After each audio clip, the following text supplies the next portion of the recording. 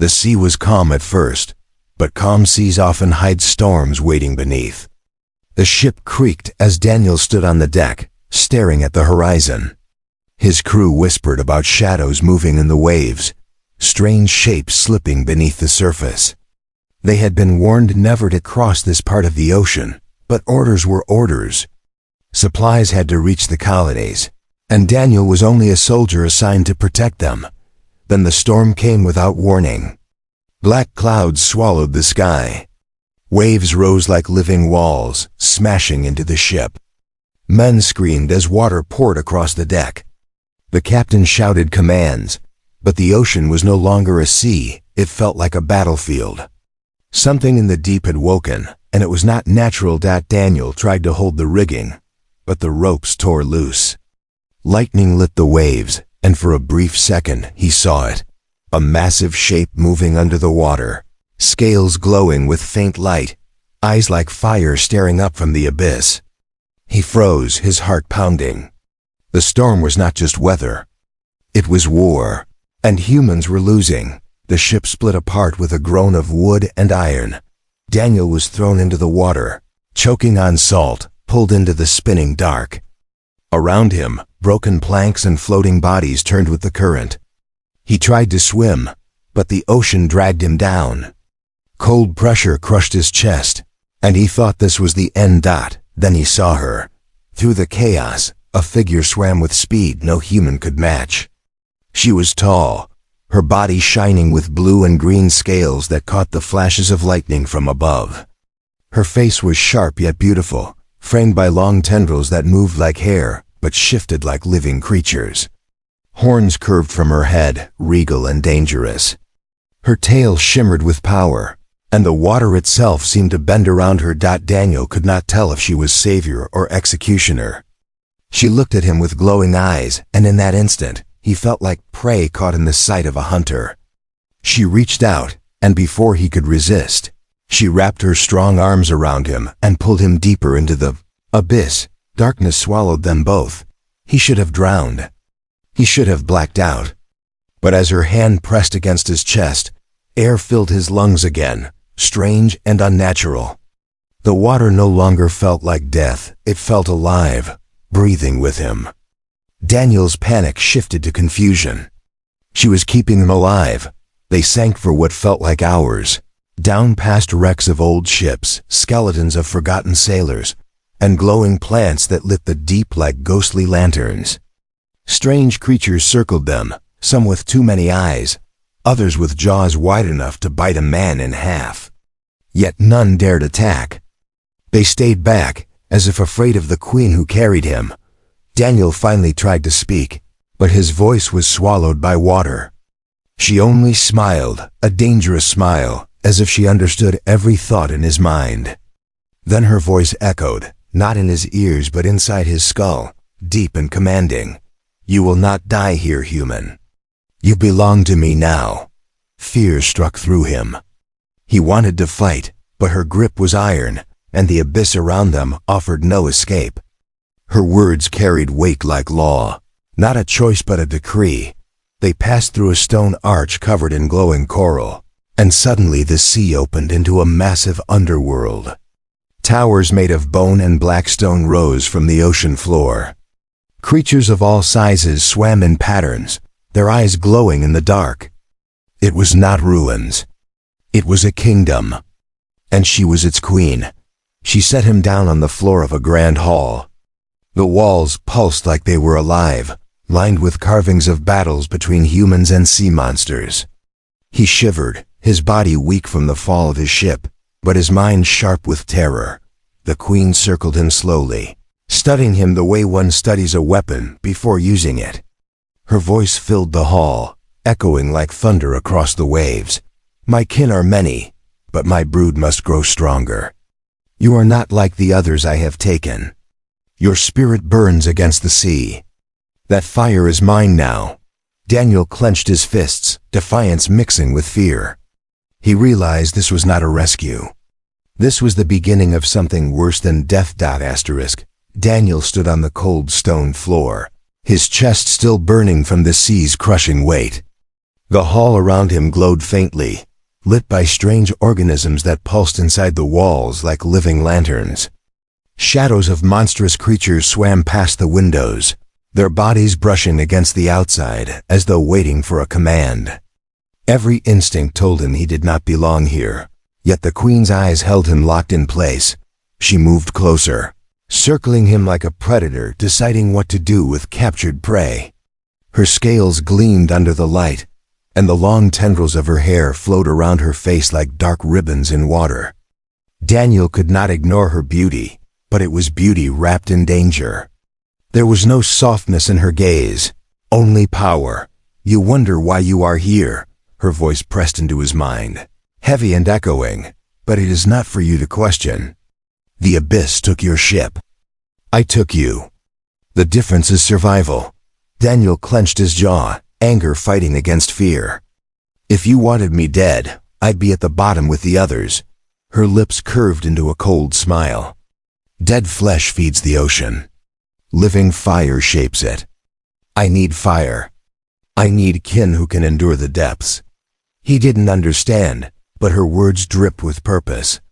He glanced at the carvings along the hall, humans battling against sea monsters, fire against tide, blades clashing with fangs. He realized these were not stories. They were history.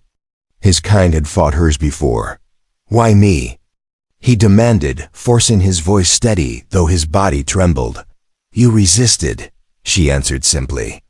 "When the storm broke, when the deep crushed your ship, your will did not sink. That makes you different. That makes you useful."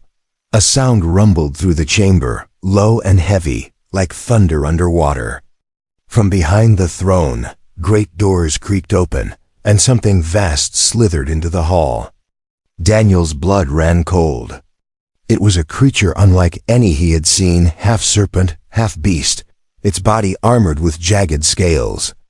Its jaw split wide, lined with rows of teeth that glowed faintly blue. Yet it did not lunge at him.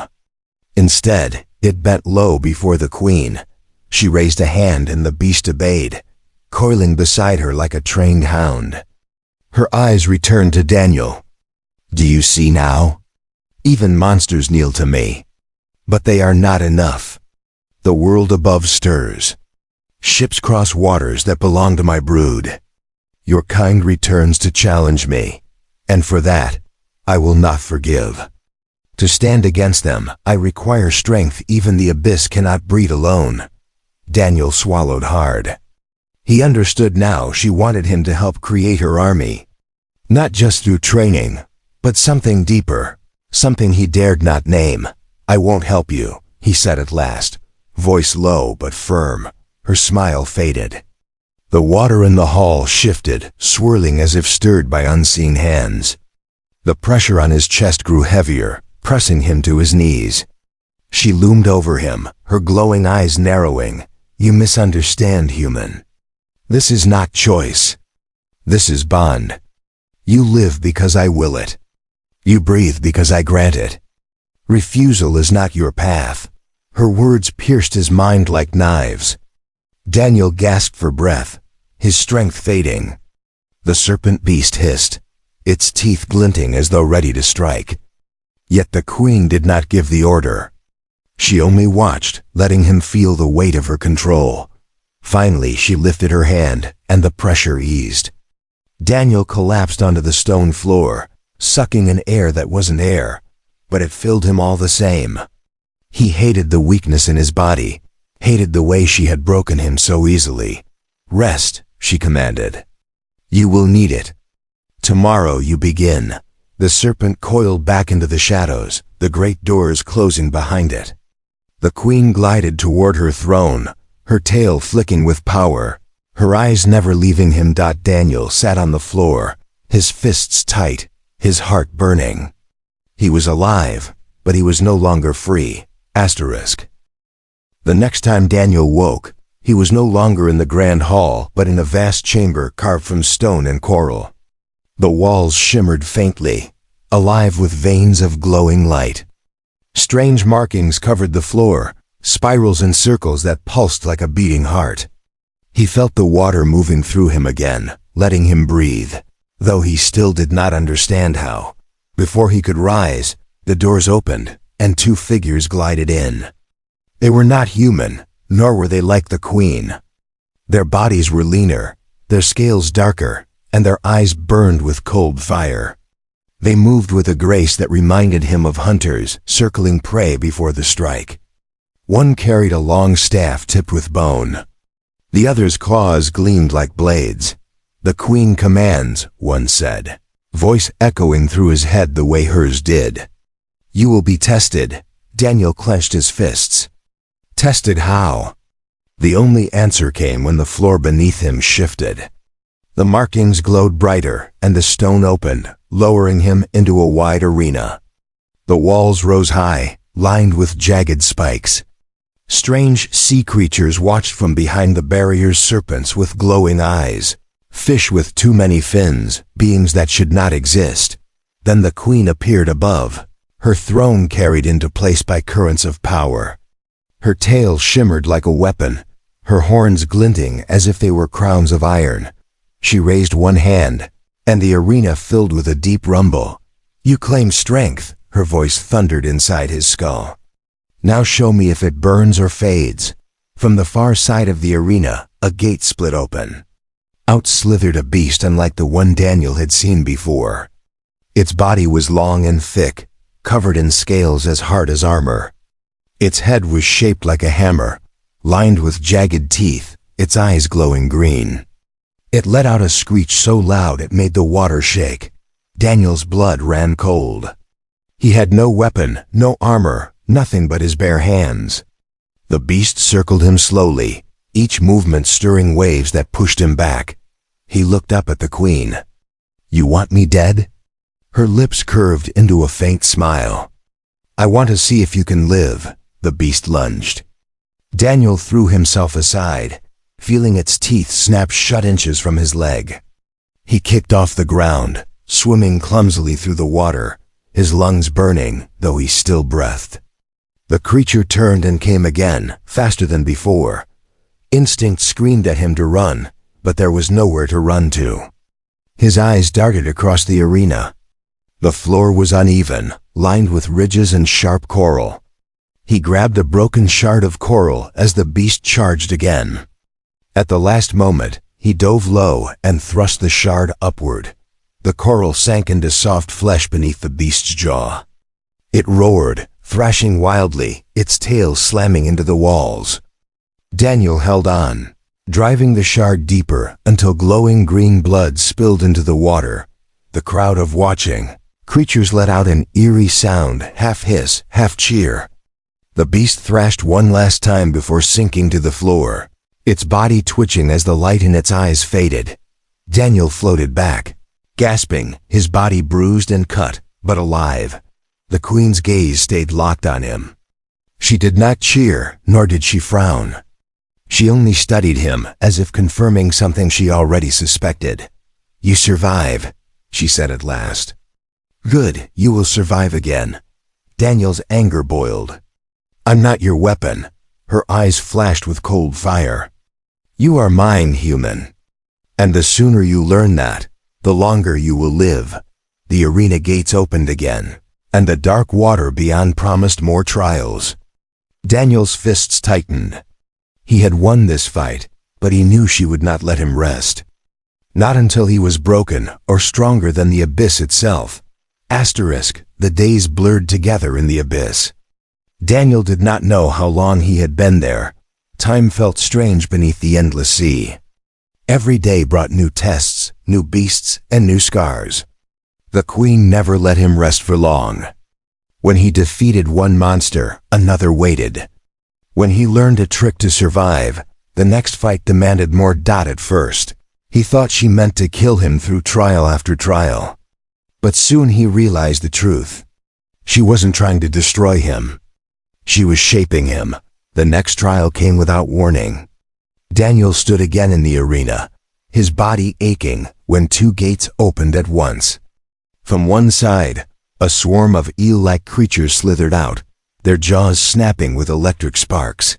From the other side came a massive crab-like beast, its claws sharp as swords, its eyes glowing red. Daniel's stomach tightened. One beast he could fight. Two he could outsmart. But this was war. The Queen's voice filled his head. Alone you are nothing. With kin you become more. Show me if you can command. He did not understand at first. But then he noticed something. The eel creatures hissed at the crab, and the crab's claws snapped back. They were not allies. They hated each other. Daniel acted fast. He swam toward the eels, grabbing a broken spear left from an older trial. He swung it wide, striking the first eel and forcing it closer to the crab. The eel screeched, sparks crackling through the water. The crab reacted, slamming its claw at the eel. In seconds, the two monsters turned on each other. Daniel backed away, his chest burning as he watched them clash. Lightning lit the water as claws cracked against armored shell. Blood spilled like clouds of ink, staining the arena. He knew he could not just watch. As they fought, he darted in, striking where they were weakest. He stabbed an eel as it latched onto the crab's shell, then used the chaos to leap onto the crab's back. He jammed the spear between its armored plates, twisting until it cracked. The crab roared, collapsing under its own weight, dragging the last of the eels down with it. When the water finally stilled, Daniel floated above two broken bodies. His muscles screamed, his arms shook, but he was alive. The Queen's eyes glowed brighter from her throne above. You see now. Even monsters can be guided. Even chaos can be shaped. You begin to understand. Daniel spat blood into the water. I'm not your general, but the truth echoed in his mind. He had turned the monsters against each other. He had survived not through strength alone, but through control. And he hated how natural it felt. Later, he was dragged back to the chamber where he rested. Strange sea creatures brought him food, thick flesh that tasted bitter, but gave him strength. His wounds healed faster here than they should have, as if the abyss itself wanted him whole. That night, or what he thought was night, the Queen came to him. She did not carry her throne, nor her beasts. She came alone, her body shimmering like moonlight through water. She studied him silently for a long time before speaking. You resist, but the abyss carves away weakness. Already you command. Already you endure. Soon you will be more than human. Daniel looked up at her, his fists tight. You're turning me into one of them. Her lips curved into something between a smile and a threat. You are already mine. Kin is not blood. Kin is bond. You will see. She turned and glided away, leaving him with those words echoing in his skull. Daniel lay back, his body trembling. He hated her, feared her, but a darker thought gnawed at him. What if she was right? The abyss grew colder the deeper Daniel was taken. He had fought beasts in the arena, but now the Queen led him somewhere far worse. Her guards flanked him, their eyes glowing like knives in the dark. They swam in silence, their movements too smooth to be natural. Daniel's chest tightened with every kick of his legs. He could feel the weight of the ocean pressing harder, as if even the sea itself knew where he was going. They passed through a great tunnel, its walls alive with pulsing veins of light. The sound of distant roars echoed, mixed with shrill cries that made his blood run cold. At the end of the tunnel, the Queen stopped. She turned, her tendrils drifting around her face like ribbons of shadow. Here, her voice slid into his skull, heavy as stone. Here is where my kin are born. You will know them. You will train them.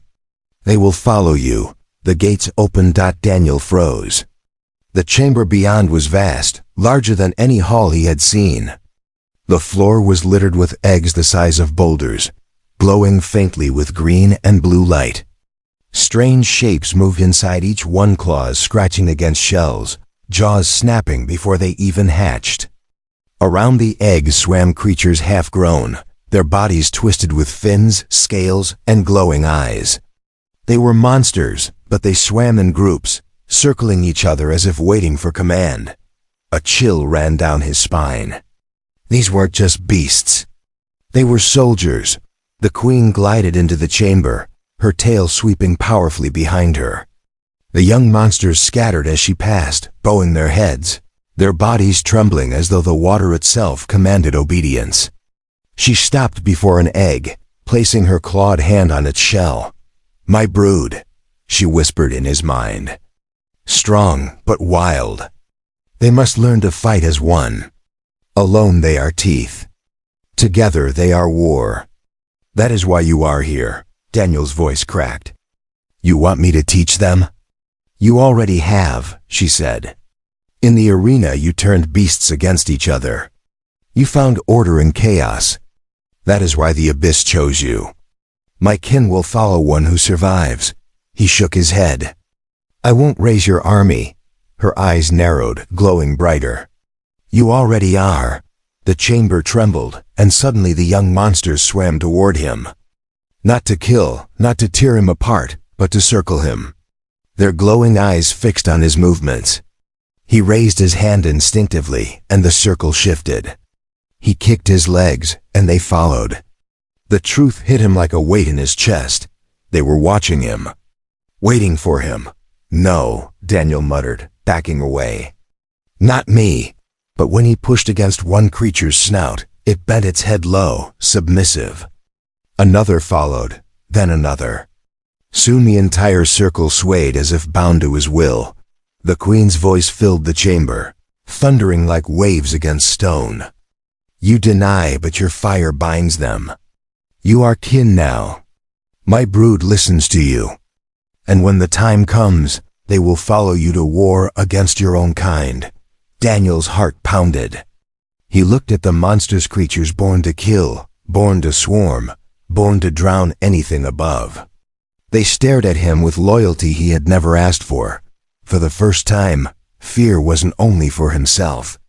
It was for the world above. The queen drifted close, her beauty terrible in the glow of the brood chamber. She touched his chest with a claw, her voice soft but sharp as a blade. "Do not fight what you are becoming, human. You belong to the Abyss. And when the ocean rises, you will lead it." Daniel's fists clenched. A storm raged in his mind. He wanted to scream, to fight, to tear her hand away. But deep inside, a darker truth whispered part of him didn't want to let go of that power. Daniel could not sleep. Even in the strange chambers the queen gave him, the glowing eyes of the brood haunted him. They followed his every move, obeyed his every gesture. He had not asked for their loyalty, but it clung to him like chains. The queen's words echoed in his mind. "You are kin now. You will lead them." He wanted to resist, but each trial had forced him to become stronger. He was no longer just a man from a wrecked ship. The Abyss itself had changed him. His lungs breathed water, his body healed faster, and when he raised his hand, monsters bent their heads. One day, the queen summoned him to her throne again. The hall trembled with the movement of her creatures. She sat tall, her scales glinting in the pale light, her horns like a crown carved by the sea itself. "The time has come," her voice thundered inside his mind. "The world above stirs. Ships cross my waters again. They believe the ocean belongs to them. You will prove them wrong. You will lead my brood to war." Daniel's blood ran cold. He saw in his mind the villages along the coast, the ships that carried families and traders, the soldiers who were once his comrades. If he obeyed, those people would drown beneath his command. "I won't do it," he said, his voice steady despite the weight pressing against him. The queen's eyes narrowed. "You cannot refuse. They already follow you. You are bound." She lifted her hand, and the brood swarmed into the hall. Dozens of glowing eyes fixed on Daniel. The water trembled with their cries, ready to move at his signal. He felt their hunger, their rage, their desire to be unleashed. Daniel's heart raced. For a moment, he almost gave in. The power was intoxicating. With a thought, he could lead them, strike fear into anyone who dared sail the seas again. But deep inside, he remembered the faces of his crew, the screams of the storm, the blood on the waves. He remembered that he was human. Slowly, he raised his hand. The brood shifted, ready to follow. The queen smiled, her sharp teeth glinting. Yes, command them. Begin the war. But Daniel turned his hand downward. No, the brood hesitated. Their cries dimmed. Confusion rippled through the water. Daniel's voice filled the hall, not with command but with defiance. I am not your kin. I am not your weapon. I am human, and I choose my own path. The queen's smile shattered. Her eyes blazed with fury, and the walls shook.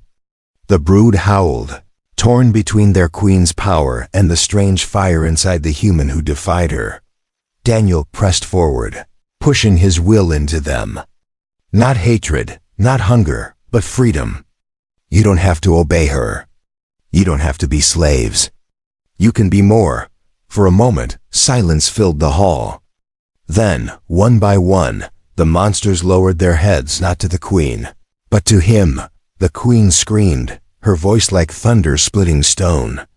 The water around her boiled as she rose, her tail lashing, her power filling the abyss. You dare steal my brood from me?